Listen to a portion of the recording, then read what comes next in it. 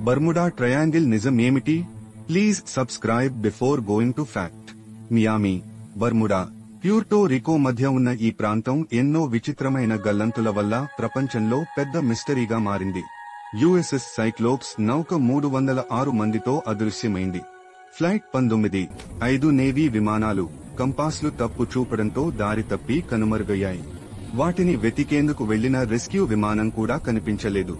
Marine sulphur queen వంటి నౌకలు, star tiger వంటి విమానాలు స్పష్టమైన వాతావరణంలో కూడా ఆచూకీ లేకుండా పోయాయి. కానీ శాస్త్రవేత్తలు చెబుతున్న నిజం మాత్రం వేరే. ఈ ప్రాంతంలో గల్ఫ్ స్ట్రీమ్ వంటి శక్తివంతమైన సముద్ర ప్రవాహాలు అవశేషాలను దూరంగా తీసుకుపోతాయి. ఒక్కసారిగా ఏర్పడే తుఫాన్లు, మైక్రోబస్ట్లు, భారీ రోగ్ వేవ్స్ నౌకలను SOS పంపే అవకాశం లేకుండానే ముంచేస్తాయి. సముద్రపు అడుగున ఉండే మీథేన్ గ్యాస్ నీటి ఘనత తగ్గించడంతో నౌకలు వెంటనే మునిగిపోతాయి. కొన్ని చోట్ల ఉన్న చుంబక లోపాలు పైలట్లకు దారి తప్పుతాయి. నిజం ఏంటంటే, బర్ముడా ట్రయాంగిల్లో మాయ లేదు. ప్రకృతి శక్తులు ఒక్కసారిగా మారితే అదే మిస్టరీలా కనిపిస్తుంది.